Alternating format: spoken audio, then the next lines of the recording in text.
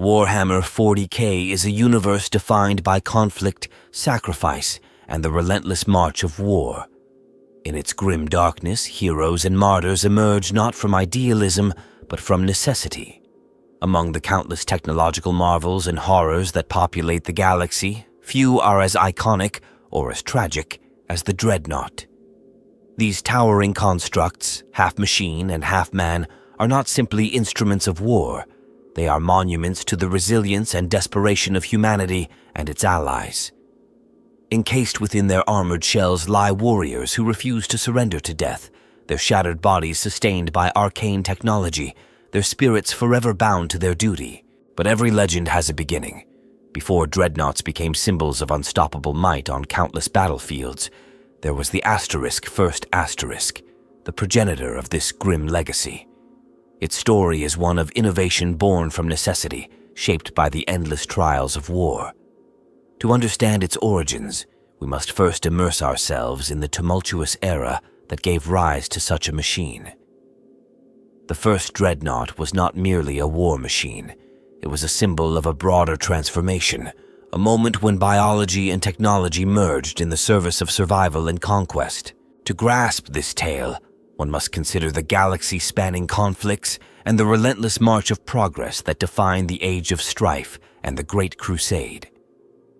It was a time when ancient knowledge was rediscovered, when humanity sought to reunite under a single banner, and when new methods of warfare were forged in the fires of necessity.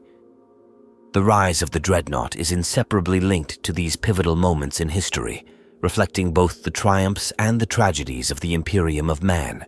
Yet the story of the first Dreadnought is not confined to one faction or one warrior. It is intertwined with the ambitions of humanity's greatest minds, the will of its mightiest champions, and the unyielding ferocity of its enemies. Its tale is one of heroism, sacrifice, and the cold reality of a galaxy at war. Understanding its creation, purpose, and legacy requires us to step into the heart of the Warhammer 40k universe, where life and death blur, and where even the most advanced technology carries a price. This is the story of the First Asterisk Dreadnought, a chapter in the annals of 40k history that illuminates both the genius and the desperation of a galaxy on the brink. It is a tale of ambition, of those who sought to harness the power of the machine to save their comrades and strike fear into their foes. It is also a story of tragedy, for every dreadnought is a warrior who has lost everything, save for their unrelenting duty. As we begin this journey, keep in mind the heavy toll that progress often exacts in the Warhammer 40k universe. The first Dreadnought was more than a machine. It was a harbinger of a new era in warfare, a symbol of the blurred line between humanity and machinery. Its creation marked a turning point, not only for the Imperium but for the galaxy itself, a moment where technology and sacrifice became inextricably intertwined. Now, let us delve deeper into this story. Who were the key players that set the stage for the rise of this iconic war machine? What forces shaped the circumstances that demanded its creation? The answers lie in the figures and factions whose ambitions and conflicts would forever change the face of war in the 40k universe. The origins of the first Dreadnought involve a complex web of individuals, factions, and ideologies, each contributing in their unique way to the creation of this monumental war machine. Central to this tale are those who envisioned, designed, and ultimately wielded the first Dreadnought, as well as those who stood in opposition or indirectly influenced its rise. At the heart of the story lies the Legiones Astartes, the genetically enhanced warriors who formed the backbone of humanity's efforts to reclaim the stars during the Great Crusade. These transhuman soldiers were built for perfection, but even they were not invincible. The constant attrition of warfare created a need for a solution that would allow injured warriors to continue serving. The Astartes, with their unparalleled resilience and determination, became the natural candidates for the first integration into the towering constructs that would become known as dreadnoughts. Their ethos of unyielding duty shaped the very purpose of this technology. Standing alongside the Astartes were the techno-scholars of the Mechanicum of Mars. guardians of ancient technological knowledge, they were instrumental in developing and refining the systems that allowed a grievously injured warrior to be encased within the armored shell of a dreadnought. The Mechanicum's obsession with the fusion of biology and technology drove them to unlock forgotten methods and adapt them for the needs of the Imperium. They were not mere engineers, but visionaries, deeply entrenched in a belief system that regarded machines as sacred extensions of the divine. Supporting the Mechanicum were the Imperium's armies, particularly the Imperial Army.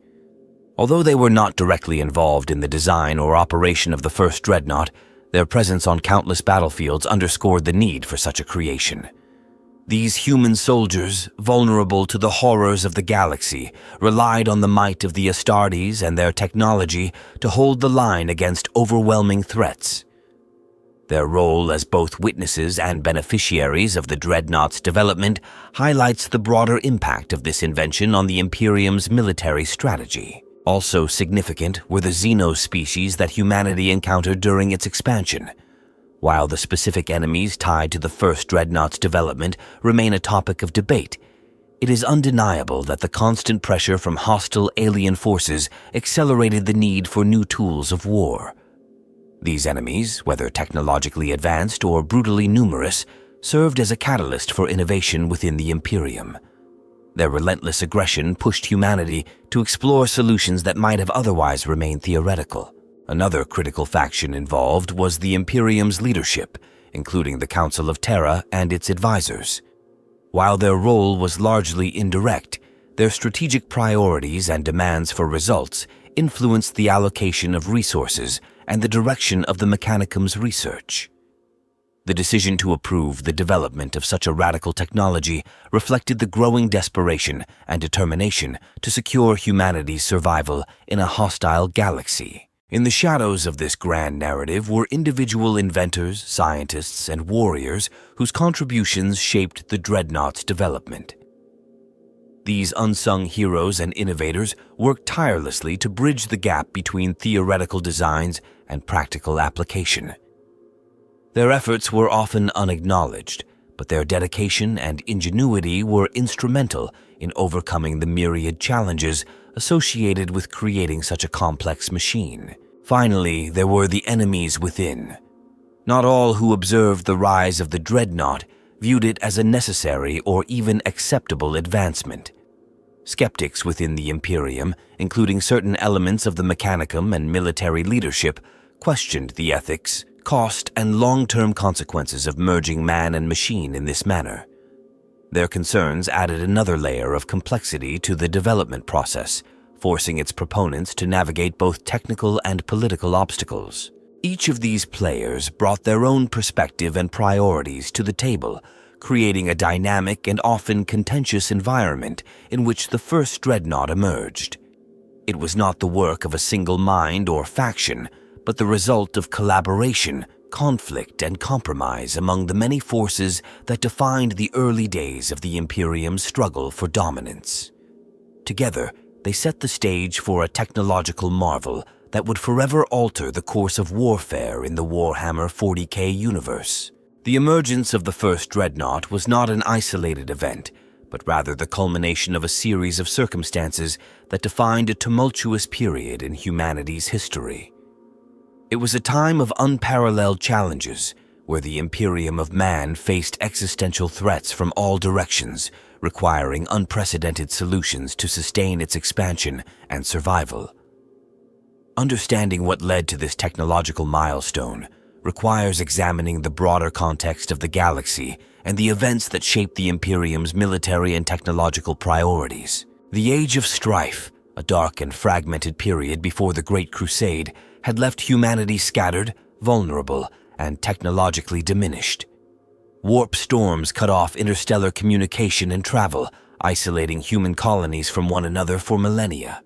During this time, countless advances were lost, and humanity fell into a state of regression, with many worlds reduced to barbarism or preyed upon by hostile Xeno species.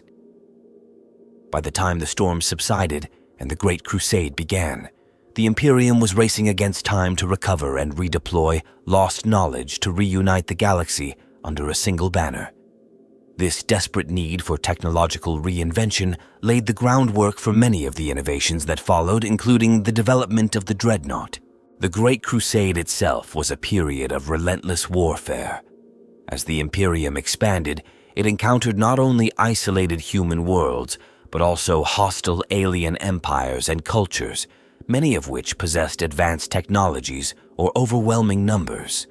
Humanity's forces were stretched thin, and even the mighty Astartes could not achieve victory without sustaining heavy casualties.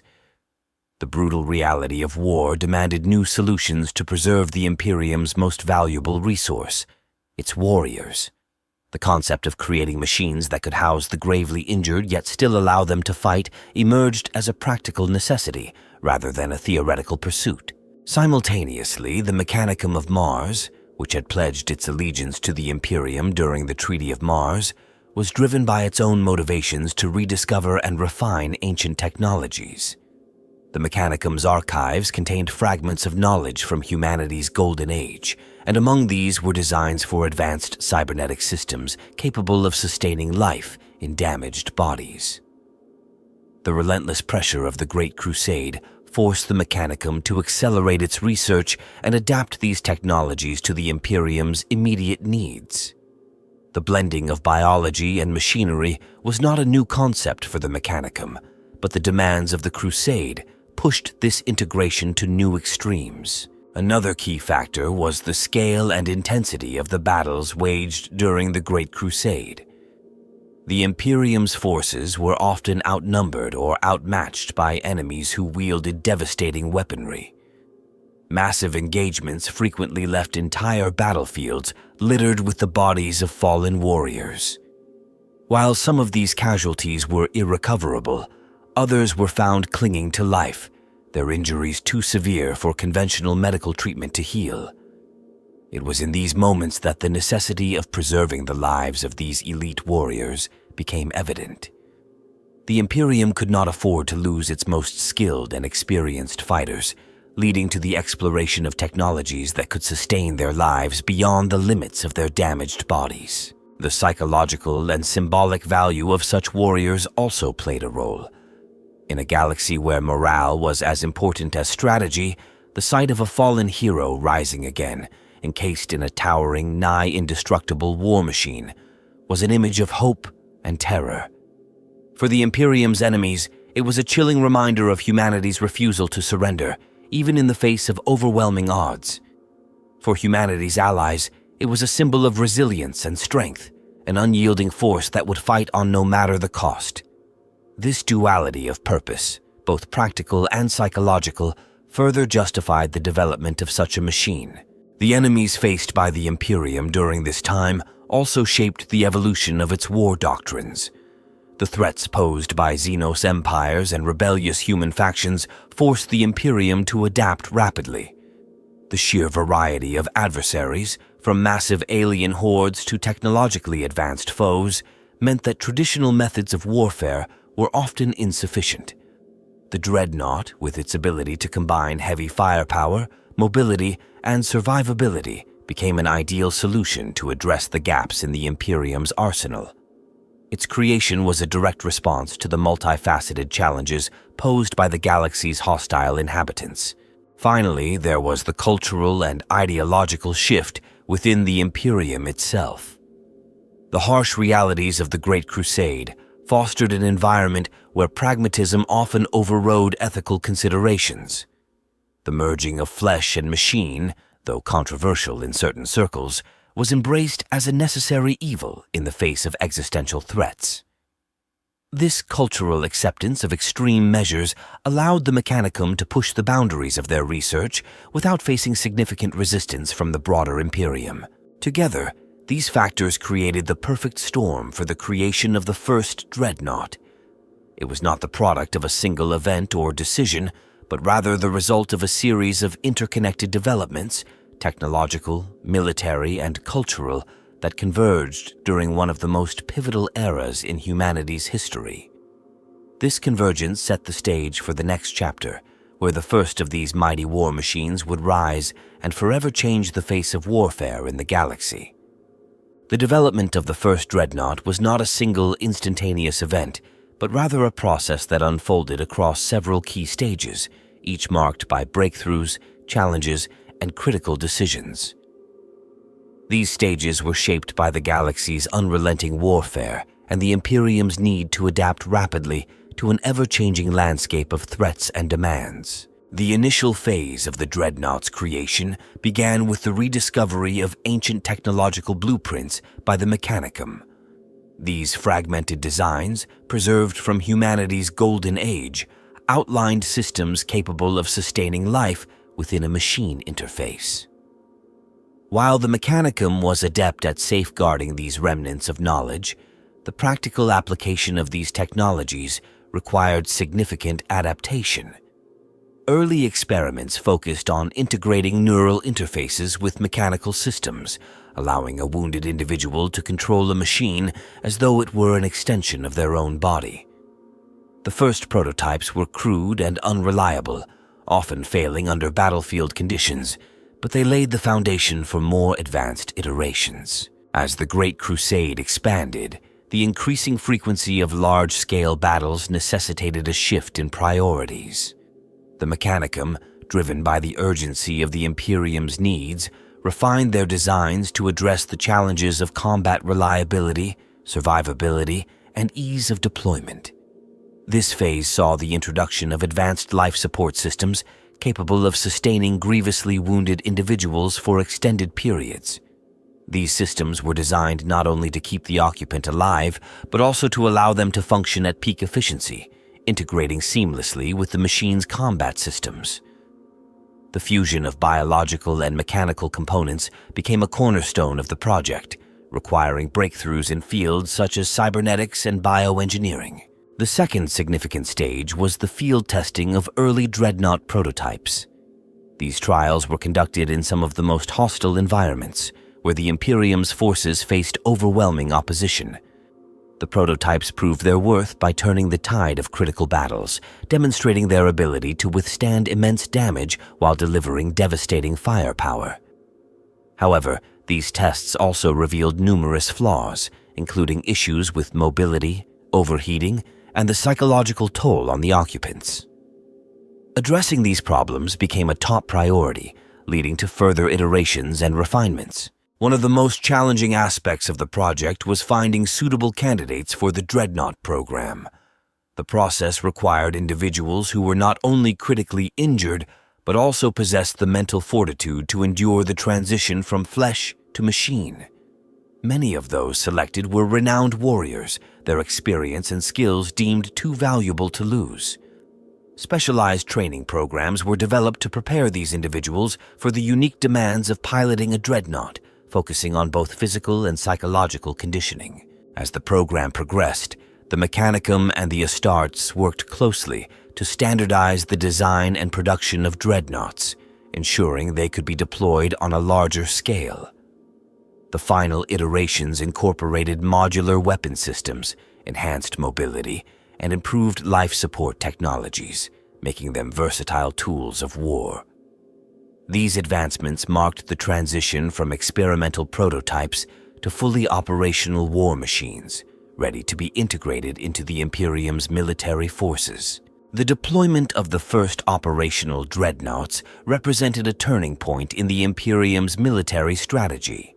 They were initially introduced as specialized units, used to reinforce key positions or lead assaults on heavily fortified enemy strongholds. Their impact on the battlefield was immediate and profound, inspiring both awe and terror in equal measure. The sight of these towering constructs, driven by the indomitable will of their occupants, became a symbol of the Imperium's resolve and ingenuity. The final stage in the development of the Dreadnought was its integration into the broader military structure of the Imperium.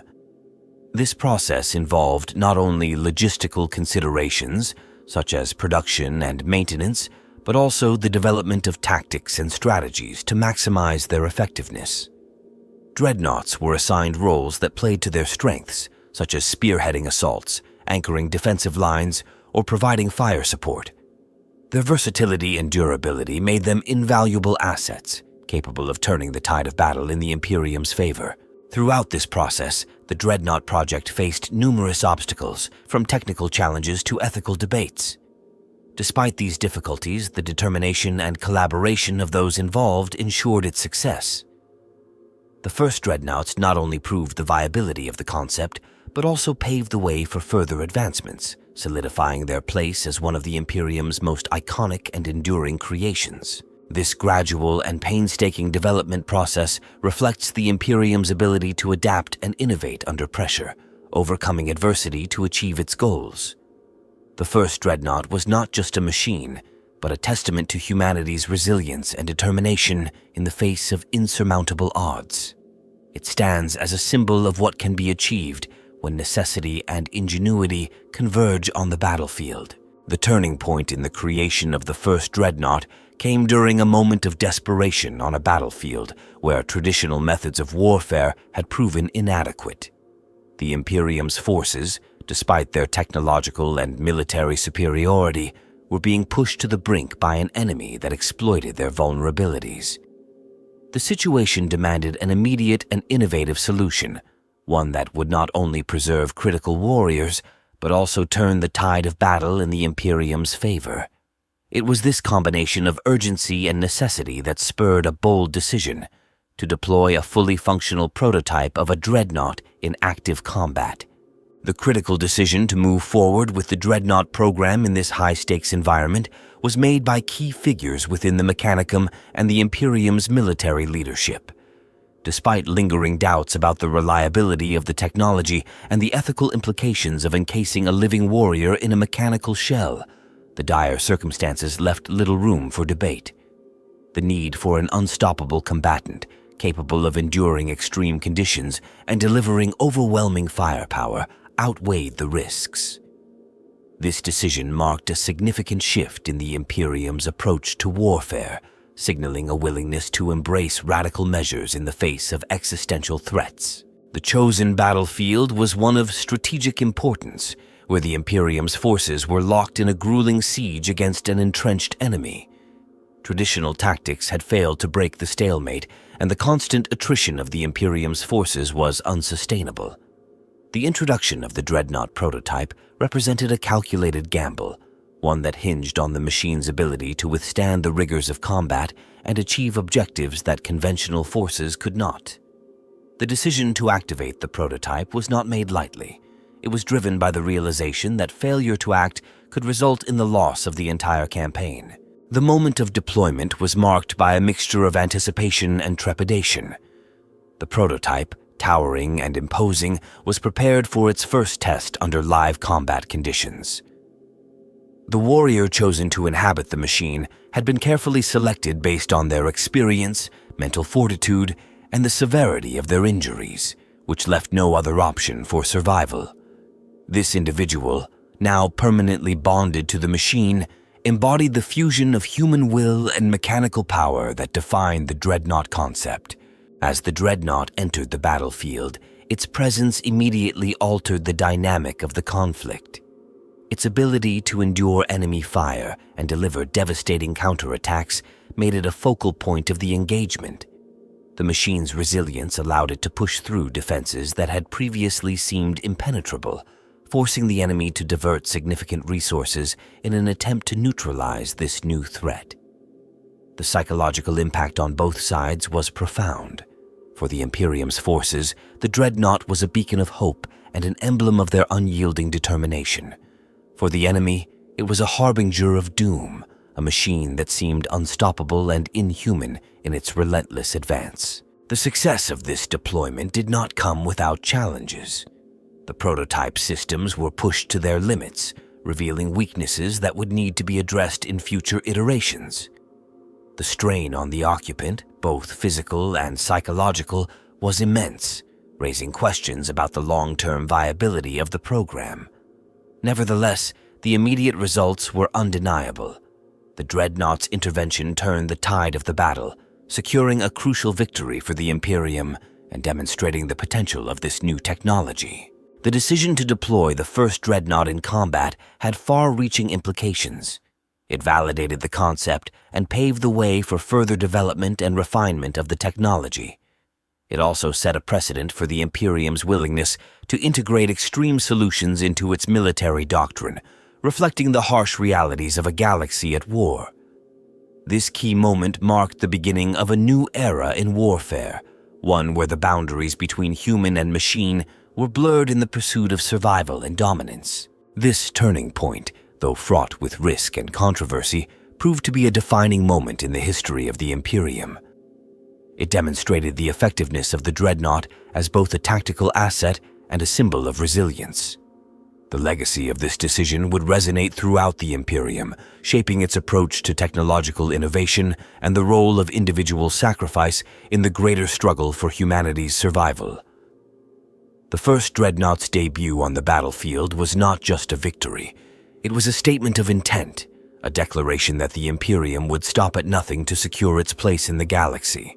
The introduction of the first Dreadnought had an immediate and profound impact on the galaxy, altering the course of warfare and shaping the perception of technological innovation within the Imperium.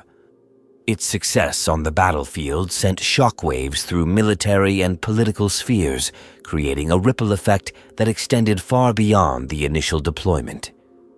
The influence of this technological breakthrough was felt in both practical and symbolic ways, reshaping strategies, inspiring new advancements, and shifting the balance of power in the galaxy. One of the most immediate effects was the boost in morale among the Imperium's forces.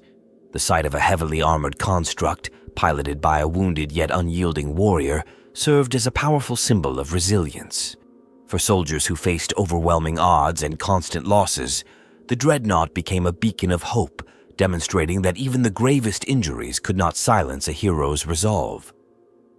This psychological reinforcement helped bolster the fighting spirit of countless troops, allowing them to hold the line in situations that might otherwise have ended in retreat or defeat. The success of the first Dreadnought also reshaped battlefield tactics and strategies. Commanders quickly recognized the potential of this new weapon to act as a force multiplier, capable of breaking through enemy defenses and holding critical positions. The introduction of such a unit required a re-evaluation of existing doctrines, with a growing emphasis on combined arms operations that leveraged the Dreadnought's strengths alongside other elements of the Imperium's forces. Its ability to sustain heavy damage while delivering devastating firepower made it an ideal focal point for both offensive and defensive maneuvers. The deployment of the Dreadnought had an equally significant impact on the Imperium's enemies. The sheer presence of this towering war machine, immune to conventional forms of attack, struck fear into the hearts of adversaries. Xenos species and rebel factions alike were forced to adapt their tactics, often at great cost, to counter this new threat. The psychological impact of facing an opponent that appeared to defy the limits of mortality and machinery further destabilized many enemies, leading to disarray and weakening their resolve in prolonged engagements. The technological implications of the Dreadnought's introduction were equally far-reaching. Its success spurred a wave of innovation within the Mechanicum as researchers sought to refine and expand upon the initial design. The challenges encountered during the first deployment provided valuable insights that informed subsequent iterations, leading to more advanced and versatile models. These advancements not only improved the effectiveness of the Dreadnought itself, but also contributed to broader developments in cybernetics, life support systems, and weapons technology across the Imperium. Politically, the success of the first Dreadnought strengthened the position of the Mechanicum within the Imperium. The ability to deliver a functioning and highly effective solution in a time of need solidified their reputation as indispensable partners in humanity's survival. This newfound prestige granted the Mechanicum greater influence over resource allocation and strategic decision-making, allowing them to pursue further research and development with increased support from the Imperium's leadership. The Dreadnought's emergence also reinforced the cultural shift within the Imperium regarding the acceptance of technological and biological integration. What had once been a controversial and ethically debated concept became widely regarded as a necessary and even noble endeavor.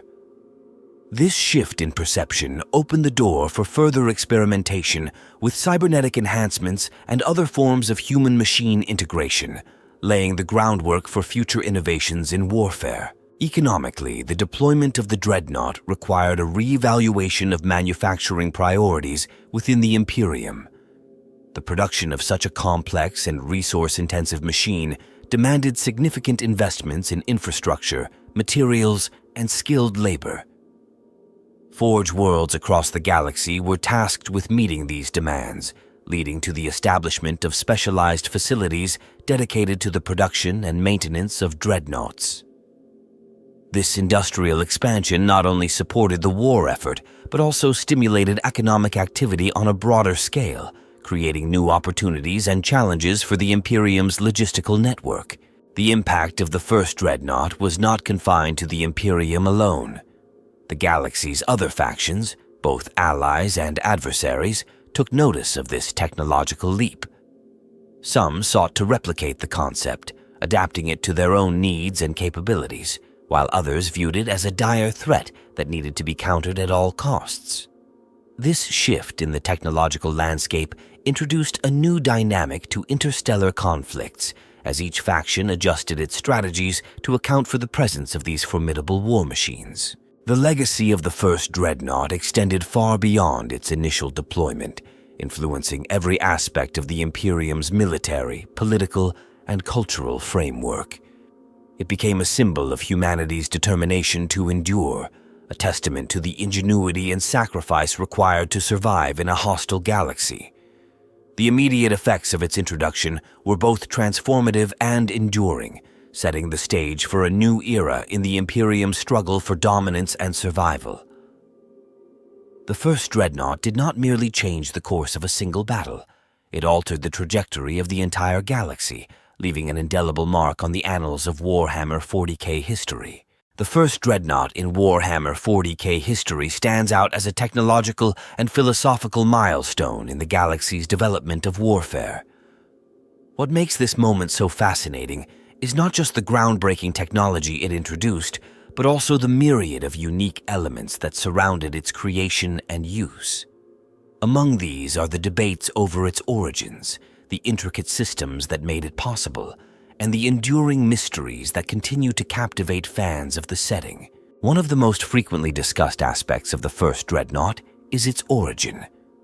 While the Mechanicum is credited with rediscovering and refining the technology, the blueprints and principles that underpin the Dreadnought's creation remain shrouded in mystery. Some speculate that the design was derived from ancient standard template constructs, relics of humanity's golden age of technological advancement. Others believe that it was the result of experimental fusion between rediscovered human technologies and Xenos engineering, sparking endless debates among fans about the influence of alien innovation on the Imperium's most iconic machines. This question of origin fuels discussions about whether the Dreadnought represents a purely human achievement or a reluctant adoption of non-human ideas. Another unique aspect lies in the intricate life support and neural interface systems that allow a wounded warrior to operate the Dreadnought. The technology required to sustain a critically injured individual and seamlessly integrate their mind with the machine was unprecedented. These systems are not merely mechanical, but involve a blend of bioengineering, neural augmentation, and even arcane rituals performed by the Mechanicum. The process by which a warrior is entombed within the Dreadnought remains a grim and secretive procedure, raising questions about the psychological and spiritual implications for those chosen to endure it. Fans often ponder the emotional and mental toll on these warriors, who are forever bound to the machine, unable to return to a fully human existence. The first Dreadnought's weaponry and armor were also unique to its prototype design. Unlike later iterations, which benefited from centuries of refinement, the first Dreadnought had experimental systems that required careful calibration and maintenance. The weapons it wielded were likely custom-built, designed to match the specific combat scenarios for which it was deployed. Its armor, while incredibly resilient, likely lacked some of the modular enhancements seen in later models, making it a one-of-a-kind construct. These design choices not only influenced its performance, but also shaped the tactical strategies employed by commanders who relied on it. The role of the first Dreadnought in its initial deployment also sets it apart. Unlike later Dreadnoughts, which became integral to the military doctrine of the Imperium, the first was a proof of concept, its deployment a desperate gamble rather than a calculated strategy. This uniqueness extended to its symbolic role on the battlefield. The first Dreadnought was not just a tool of war. It was a statement of the Imperium's determination to endure and innovate in the face of insurmountable odds. Its presence inspired awe and fear in equal measure, leaving a lasting impression on both allies and enemies. A particularly intriguing element of the first Dreadnought is the mystery surrounding the identity of its occupant. Unlike the standardized protocols of later eras, the selection process for the first warrior to be entombed within the machine was likely fraught with uncertainty. This individual, whose name may be lost to history or deliberately obscured, holds a unique place in the lore. Fans often debate the qualities that would have made someone suitable for such a role, speculating about their personality, combat prowess, and mental resilience. The identity of this first occupant has become a topic of speculation and storytelling within the community, adding a personal and human element to the otherwise mechanical narrative. The cultural and religious implications of the first Dreadnought also merit attention. The Mechanicum's view of machinery as sacred artifacts meant that the creation of the first Dreadnought likely involved rituals and ceremonies that elevated it beyond a mere tool of war. This reverence for the machine and its integration with a human being blurred the lines between technology and divinity, creating a sense of awe that persists in the Imperium to this day. The introduction of the Dreadnought represented not only a technological breakthrough, but also a shift in how humanity viewed the relationship between flesh and steel. Fans also frequently discussed the potential flaws and limitations of the first Dreadnought. As a prototype, it likely faced challenges that were ironed out in later designs. Questions arise about its mobility, power consumption, and maintenance requirements, leading to debates about how it would have performed in extended campaigns. These imperfections add a layer of realism to the narrative, reminding us that even the most advanced technologies are born from trial and error. The enduring legacy of the first Dreadnought lies in its uniqueness. Unlike the mass-produced models of later eras, it was a singular creation, a blend of desperation, innovation, and ambition. This one-of-a-kind nature has made it a subject of fascination for fans who continue to explore its role in the larger tapestry of Warhammer 40k lore. Whether through official stories or fan theories, the first Dreadnought remains a symbol of the Imperium's relentless drive to adapt and survive in a galaxy defined by conflict. The story of the first Dreadnought is deeply intertwined with the actions and decisions of key individuals whose vision, determination, and sacrifices shaped this monumental achievement. These figures were not only skilled in their respective roles, but also driven by unique motivations and challenges, each contributing in their way to the legacy of the first Dreadnought. One of the most prominent figures in this narrative is the Chief Magos of the Mechanicum who oversaw the Dreadnought project. This individual embodied the essence of the Mechanicum's ideology, a relentless pursuit of knowledge and an unshakable belief in the sanctity of machinery. Known for their unparalleled intellect and methodical approach to problem-solving, they spearheaded the effort to rediscover and adapt ancient technologies to meet the Imperium's needs. However, this Magos was not without flaws. Their intense focus on the project often led to clashes with other factions within the Imperium, who questioned the ethical and practical implications of merging man and machine. Despite these challenges, their vision and leadership were instrumental in turning theoretical designs into a functional prototype. The warrior who became the first Dreadnought occupant was equally significant. This individual was chosen not only for their physical resilience and combat experience, but also for their unwavering loyalty to the Imperium. Their willingness to undergo the procedure, knowing it would forever bind them to a machine and strip them of much of their humanity, speaks to their extraordinary dedication. Their strong sense of duty and unbreakable will allowed them to endure the immense psychological and physical strain of piloting the Dreadnought. However, this strength also came with vulnerabilities. The transition from a fully human existence to life as a machine brought profound isolation and moments of doubt, testing their mental fortitude in ways no battlefield ever could. A senior commander within the Imperium's military hierarchy played a pivotal role in advocating for the Dreadnought's deployment. This figure, known for their strategic acumen and decisiveness, understood the potential of the Dreadnought to turn the tide of critical battles. Their ability to see beyond traditional tactics and embrace innovation made them a key supporter of the project, often shielding it from political and logistical obstacles. However, their aggressive advocacy for the Dreadnought also made them a polarizing figure, with critics accusing them of prioritizing technological advancement over the lives and well-being of the warriors involved. Their legacy is one of both bold vision and contentious debate. Within the Mechanicum, there was also a dissenting voice, an adept who challenged the project's ethical implications. This individual, though deeply knowledgeable in the sciences of cybernetics and bioengineering, was troubled by the moral cost of encasing a living being in a machine. They argued that the Dreadnought represented a dangerous precedent, blurring the line between man and machine in ways that could have unforeseen consequences. Despite their objections, they played a crucial role in refining the technology, ensuring that the first Dreadnought was as effective and humane as possible.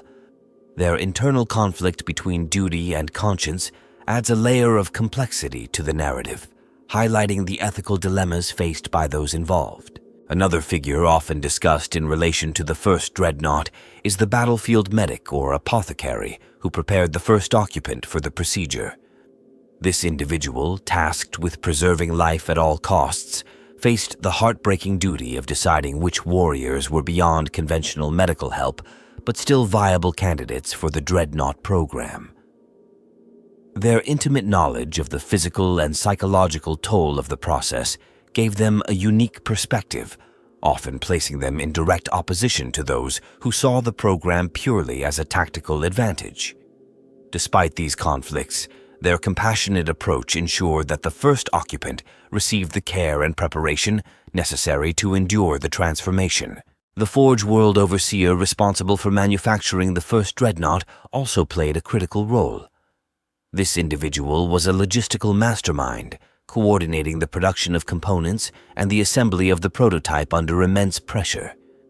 Their ability to manage resources and personnel efficiently ensured that the project met its deadlines, even in the face of sabotage attempts and resource shortages. While their work was largely behind the scenes, their contribution was indispensable to the success of the Dreadnought program. Finally, there was the scribe or chronicler who documented the creation and deployment of the first Dreadnought. This individual, often overlooked in the grander narrative, ensured that the lessons learned from the project were preserved for future generations. Their meticulous records provided insights into the technical challenges, personal sacrifices, and ethical debates surrounding the Dreadnought, creating a legacy that would inform and inspire subsequent advancements. Their work serves as a reminder that history is shaped not only by those who act, but also by those who observe and record. Each of these figures brought unique qualities, strengths, and vulnerabilities to the creation of the first Dreadnought. Together, they formed a mosaic of talent and dedication that overcame immense challenges to produce one of the most iconic machines in the Warhammer 40k universe. Their contributions, both celebrated and controversial, underscore the complexity and humanity behind the technological marvel that changed the course of history.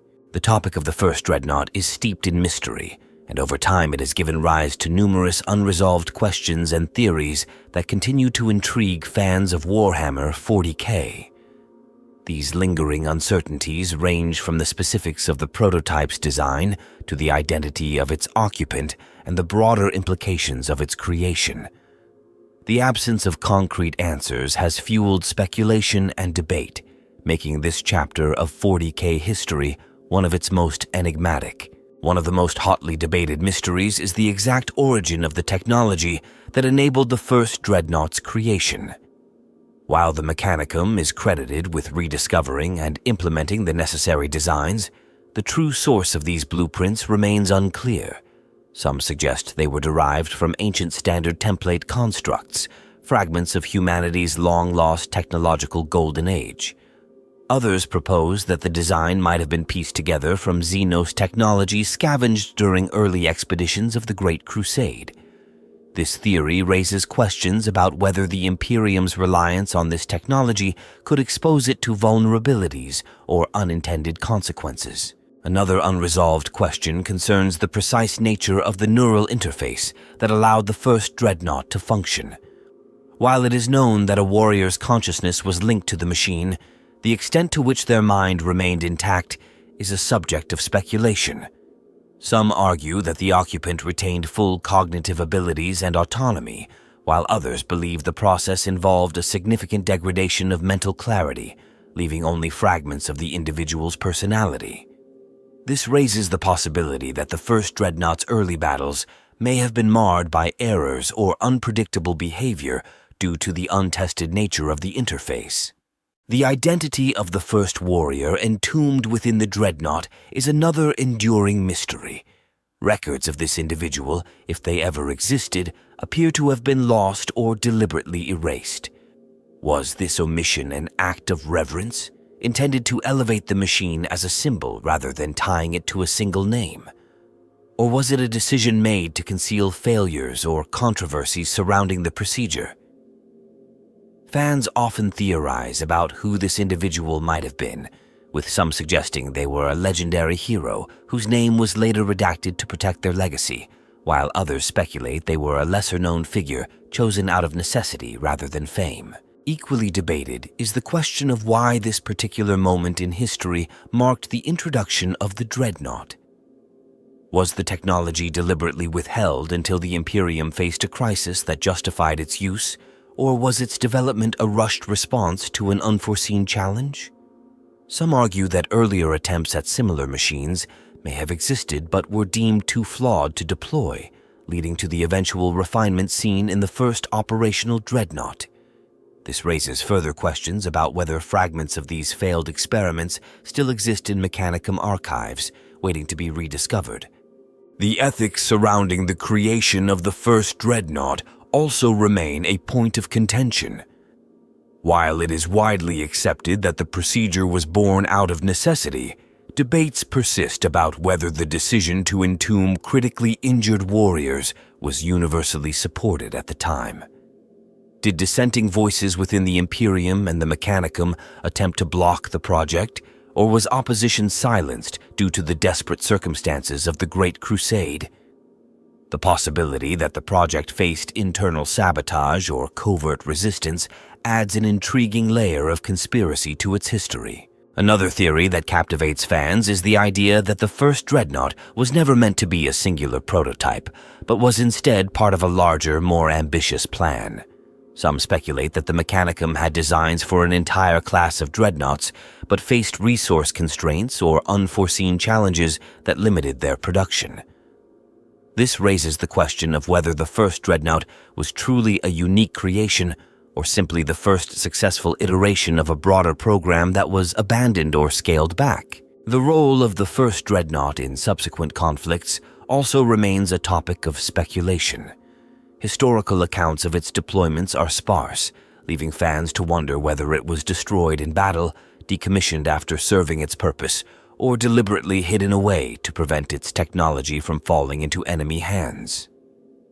Some theories even suggest that remnants of the first Dreadnought still exist, either preserved in secret Mechanicum vaults or as a forgotten relic on some distant battlefield, waiting to be rediscovered.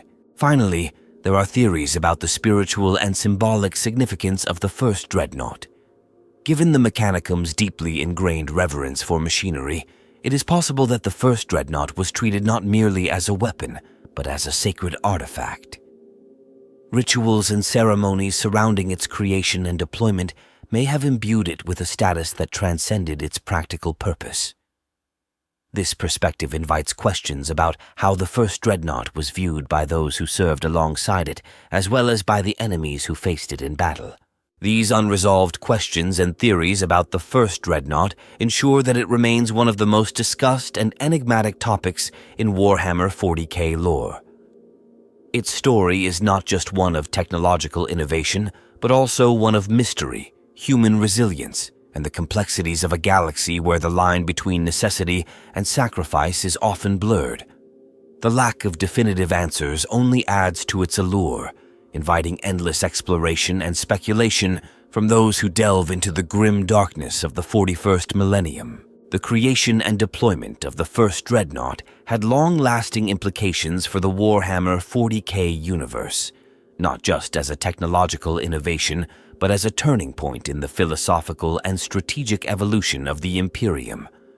Its legacy continues to ripple through the ages, influencing warfare, culture, and even the ideological fabric of the galaxy.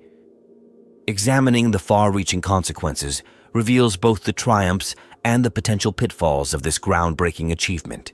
One of the most significant long-term effects of the first Dreadnought was its role in shaping the Imperium's approach to preserving its greatest warriors. Before the advent of this technology, grievous injuries often meant the end of a soldier's career, if not their life. The Dreadnought changed this paradigm by providing a way for severely wounded individuals to continue fighting. Over time, this practice became deeply ingrained in the Imperium's military doctrine, ensuring that the skills and experience of elite warriors were not lost to the battlefield. However, this reliance on dreadnoughts also created a culture where individuals were viewed as resources to be preserved at all costs, sometimes at the expense of their humanity. The introduction of the Dreadnought also marked a significant shift in the Imperium's technological and ethical boundaries. It established a precedent for merging organic life with machinery on an unprecedented scale, paving the way for other forms of human-machine integration. This development expanded the Mechanicum's influence as their expertise became critical to maintaining these hybrids. However, it also deepened the Imperium's dependence on the Mechanicum, further intertwining the fates of Mars and Terra. In the long run, this dependency could become a vulnerability, as the Mechanicum's priorities and doctrines do not always align perfectly with the Imperium's broader goals. Culturally, the first Dreadnought became a symbol of resilience and determination, embodying the Imperium's refusal to surrender in the face of overwhelming odds. This symbolism strengthened the Imperium's collective identity, inspiring countless soldiers and citizens to endure hardships in service to humanity's survival. At the same time, it also reinforced the grim reality of life within the Imperium, where sacrifice and suffering are viewed as unavoidable costs of existence. This duality, hope tempered by despair, became a defining characteristic of the Imperium's ethos, shaping its narrative for millennia to come. The long-term consequences of the Dreadnought's introduction extended beyond the Imperium itself. The ability to field such a powerful and enduring war machine shifted the balance of power in the galaxy, forcing other factions to adapt their strategies. Xenos empires and rival human factions began developing new weapons and tactics to counter the Dreadnought's strengths, leading to an arms race that would escalate the destructive potential of galactic warfare. This cycle of innovation and counter-innovation contributed to the increasingly apocalyptic nature of conflicts in the 41st millennium, where entire worlds are often reduced to ash in the pursuit of victory. In the broader context of the galaxy, the first Dreadnought also raised philosophical questions about the nature of humanity and the cost of survival. By merging flesh and steel, the Dreadnought blurred the line between human and machine, challenging traditional notions of identity and individuality. Over time, this shift in perspective influenced not only the Imperium, but also its enemies and allies, as debates over the ethics of such integration became more prominent. While the Dreadnought was initially seen as a necessary innovation, its long-term implications have sparked ongoing discussions about the limits of technological progress and the sacrifices it demands. Another potential long-term consequence lies in the psychological impact on both the Dreadnought occupants and those who serve alongside them. The existence of these warriors, forever encased in their mechanical shells, serves as a constant reminder of the harsh realities of war. While their presence can inspire awe and loyalty, it can also foster fear and alienation, as they are no longer fully human. This dynamic may strain relationships within the Imperium's military ranks, creating divisions between those who view the Dreadnoughts as heroes and those who see them as tragic figures. From a strategic perspective, the success of the first Dreadnought encouraged the Imperium to invest heavily in similar technologies, prioritizing durability and firepower over adaptability and mobility. While this approach has proven effective in many conflicts, it has also made the Imperium's forces more predictable and, in some cases, less flexible.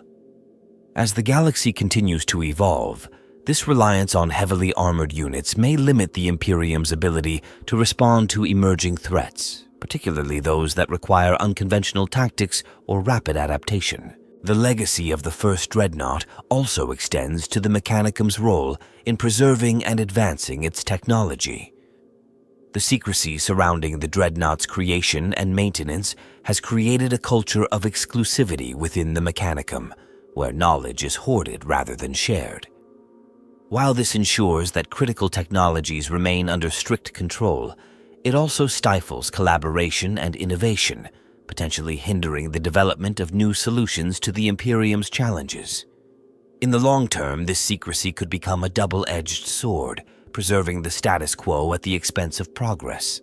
The question of whether the Dreadnought represents a triumph or a tragedy continues to resonate throughout the galaxy. On one hand, it stands as a testament to humanity's ingenuity and resilience, an embodiment of the Imperium's ability to endure against all odds. On the other hand, it is a stark reminder of the cost of survival in a galaxy defined by unending war. The first Dreadnought's creation set the stage for an era of unprecedented technological and cultural change, but it also laid bare the sacrifices and compromises required to sustain humanity's dominance. Looking ahead, the Dreadnought's legacy will continue to shape the Warhammer 40k universe in ways that are both predictable and unforeseen.